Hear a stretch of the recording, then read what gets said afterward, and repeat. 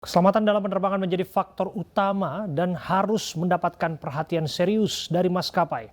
Untuk membahas lebih dalam, sudah bergabung bersama kami pengamat penerbangan Alvin Lee, dan kami juga sebelumnya sudah menghubungi Dirjen Perhubungan Udara, namun belum bisa bergabung bersama dengan kami. Kami menyapa langsung Pak Alvin. Selamat malam Pak Alvin. Pak Alvin, selamat malam. Selamat malam Mas Abraham. Ya, Pak Alvin, kalau kita lihat cuplikan ataupun gambar yang baru saja diputarkan, sangat menyedihkan. Apalagi kita melihat ada anak-anak di sana, ada bayi yang kepanasan, basah kuyup dan lain sebagainya. Apa komentar Anda mengenai peristiwa ini? Ya, saya dari data-data yang berhasil saya dapatkan bahwa pesawat tersebut sudah mulai mengalami masalah ketika baru mengudara sekitar 18 menit. Dan saat itu pada ketinggian 29.600 langsung turun ke ketinggian 10.200 dalam waktu 8 menit, ya itu masih tergolong normal, turun 20.000 kaki dalam 8 menit. Dan ketika mencapai ketinggian 10.200, posisi pesawat itu masih berada di sebelah utara Probolinggo. Jadi pada saat itu pilot mempunyai pilihan untuk divert atau mendarat di bandara alternatif, yaitu di Surabaya. Dan ketinggiannya juga sudah memungkinkan untuk melakukan pendaratan itu. Nah, ini yang saya kira yang perlu diselidiki, diminta keterangan kenapa pilot justru memilih melanjutkan penerbangan ke Bandara Soekarno-Hatta pada ketinggian 10.200 dengan kecepatan yang hanya 315 nautical miles per hour.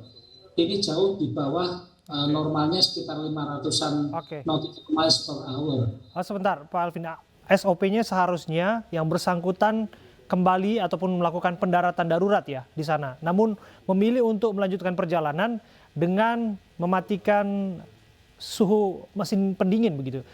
Apakah memang itu adalah upaya penyelamatan dari keadaan tertentu yang dilakukan pilot atau seperti apa? Ya, kalau saya mungkin perlu saya jelaskan ya bahwa kondisi suhu udara di dalam kabin pesawat itu tidak semata-mata hanya masalah mesin pendingin, karena ini terkait dengan pasokan udara di dalam kabin yang tentunya berkorelasi juga dengan tekanan udara di dalam kabin. Jadi harus dilihat apakah ini hanya masalah pendingin udara atau ada sistem lain yang terkendala. Kalau tekanan udara di dalam kabin dari video yang beredar kelihatannya masih dalam kondisi normal karena tidak ada masker oksigen yang turun. Jadi secara pasokan udara itu masih normal. Mungkin yang terjadi adalah sistem yang mencampur antara udara panas yang masuk dari luar melalui mesin dengan sistem pendinginan udara itu tidak berfungsi baik. Nah, dalam penerbangan ini ada dua aspek. Satu aspek keselamatan dan dua aspek kenyamanan.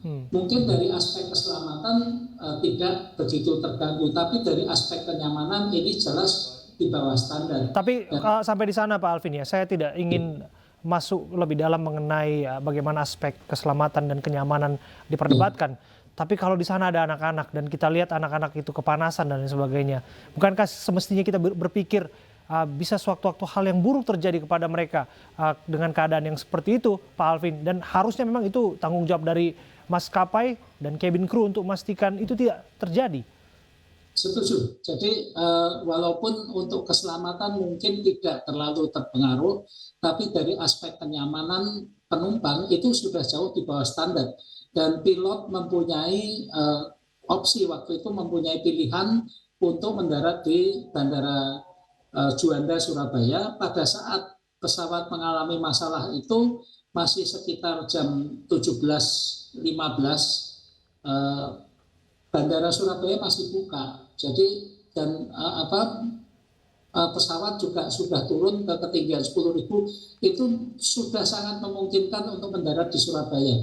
Ini yang perlu dicari, apakah keputusan untuk melanjutkan ke Jakarta ini adalah murni dari pilot sendiri dan apa pertimbangannya, atau ada kebijakan dari perusahaan untuk menghindari divert atau mendarat di bandara alternatif atau bahkan RTB kembali ke bandara asal. Kalau dari jaraknya lebih memungkinkan untuk divert ke Surabaya, lebih baik daripada kembali ke Denpasar. Demikian.